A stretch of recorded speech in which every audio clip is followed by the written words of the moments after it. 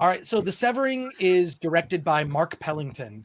Mark Pellington, a director who normally does traditional narrative features, like probably his most famous is Arlington Road.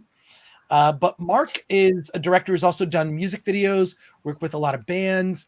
He's famous to me for having been one of the creators of a show on MTV called Buzz from the early 90s. If you've never heard of Buzz, do yourself a favor, look up. You can find clips from Buzz online on YouTube and whatnot. So just look up Buzz, and you can even look up. I think he's got some full episodes on Mark Pellington's website. So we'll put that in the description. So this movie called The Severing it's about it's just over an hour, like 60, 70 minutes, and it's freaking hypnotic. All he does is document this emotional dance. And it's all about it's like a catharsis dealing with your emotions through dance. I know that none of what I'm saying is probably going to sound appealing to you, but I found the movie hypnotic for two reasons. One, the use of sound is incredible. This sort of ambient sound, music, and then you've got like the way that the dancers are kind of manipulated. They're kind of like shaking in a very weird way. To like the first few minutes of the movie, I thought, is this digital? Like I couldn't tell if the humans in the movie, the dancers, if they were actual people. It looked like digital performers, right? And not actual performers. So yeah, I just and I sat there and I thought like, well, some stuff that you put on, and I know we're all guilty of this. You put something on and you're like, is this going to grab my attention, or am I folding laundry while I'm watching this? And I know all of us have done that. You're like, okay, this is a Netflix series that doesn't deserve all my attention, so I really don't care about it, right? But The Severing, I was mesmerized. I found it hypnotic. It was bizarre. There is a story that's being told through this dance that basically follows these dancers. It feels like it's all one shot. It's not, but it has the feeling of that because you're so drawn in by the sound. I would even compare it to some of those surreal or dreamlike moments out of a David Lynch film.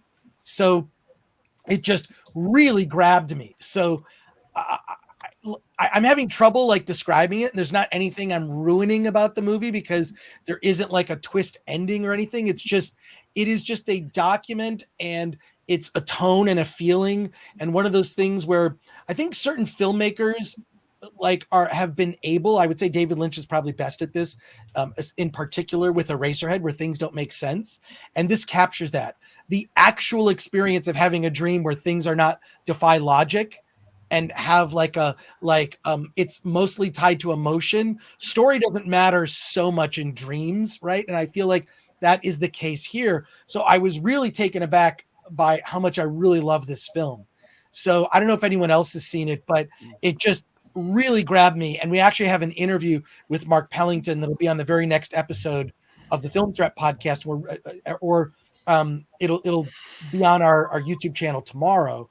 I really just loved it and just found it just mesmerizing. So I hope you'll like.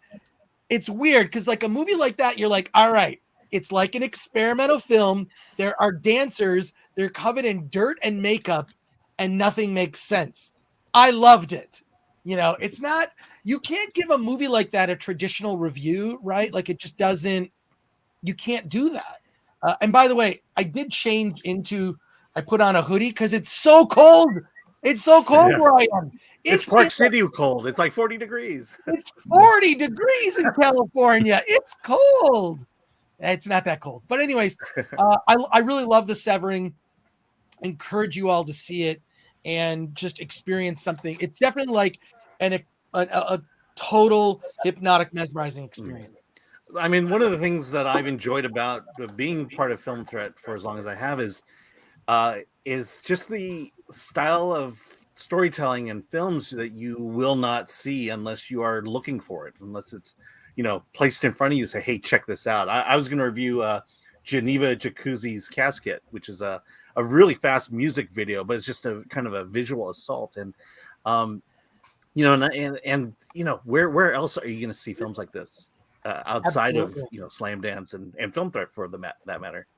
Absolutely.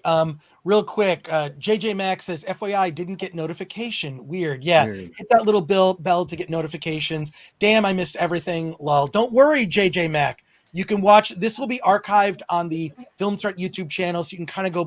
I do that all the time with live streams. Like if certain YouTubers, I'll watch their live streams. Like, oh, I missed the first 20 minutes. I'll just catch up later.